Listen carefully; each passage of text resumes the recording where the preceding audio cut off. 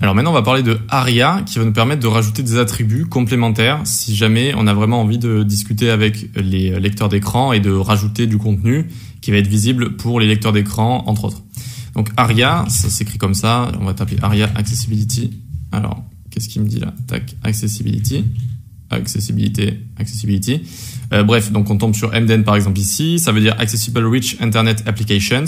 Et la première règle d'ARIA, c'est d'essayer de ne pas utiliser d'ARIA. C'est-à-dire que, de base, je vous ai parlé des éléments sémantiques, et donc les lecteurs d'écran, ils vont très bien comprendre les éléments sémantiques. Button, lien, les images, etc., avec les attributs alt et compagnie.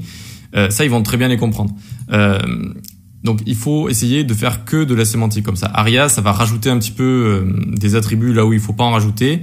Et il n'y a pas tous les attributs d'ARIA qui sont très très bien supportés. Je vais vous en montrer juste 2 ici qui sont très importants. Donc voilà, faut essayer de ne pas utiliser ARIA dans le plus possible.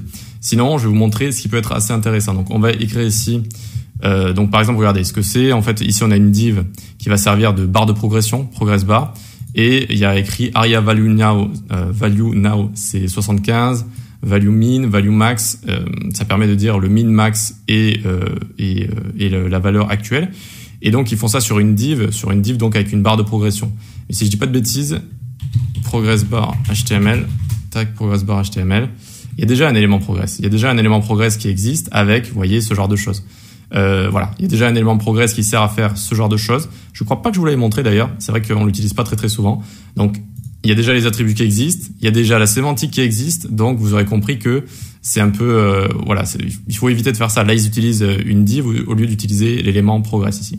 Mais quand est-ce que ça peut être intéressant d'utiliser des attributs ici? Eh bien, notamment quand on n'a pas le choix, et qu'on va avoir une div qui sert à faire une animation, par exemple, on va l'appeler animBTN.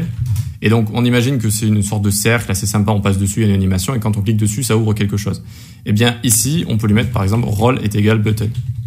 Role est égal button, ça va bien dire à la personne handicapée que ici c'est un bouton et qu'on peut cliquer dessus pour ouvrir quelque chose. Donc il y a role est égal button et il y a une seconde chose qu'on peut rajouter, c'est ARIA label comme ça. Pour rajouter du texte, d'accord? Donc ouvrir un menu. Donc là il va comprendre que c'est un bouton et en cliquant dessus on peut ouvrir un menu comme ça. Donc ça c'est les attributs de ARIA qui sont vraiment les plus utiles. Sinon, il faut toujours essayer d'utiliser des éléments sémantiques comme ça. Donc, je vais vous montrer une liste. Alors, ARIA list attributes. Tac, voyons voir. Par exemple, ça, j'imagine que ça doit le faire.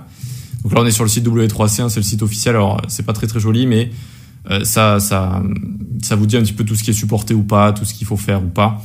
Mais c'est assez compliqué. Je vous conseille pas d'aller sur ce site si vous êtes débutant. Il faut avoir un assez bon niveau. Donc ici, est-ce qu'on a ce genre de choses là, ce genre d'horreur, c'est les attributs ARIA. Donc ils sont assez verbeux, ils sont assez durs à utiliser, à comprendre, etc. Il y en a qu'on utilise une fois sur 1000, vous voyez.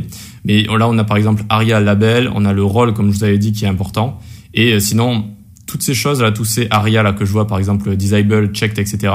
Ils sont déjà utilisables avec de l'HTML classique. Ce sont des attributs qui existent. Par exemple, si je vous mets un input checked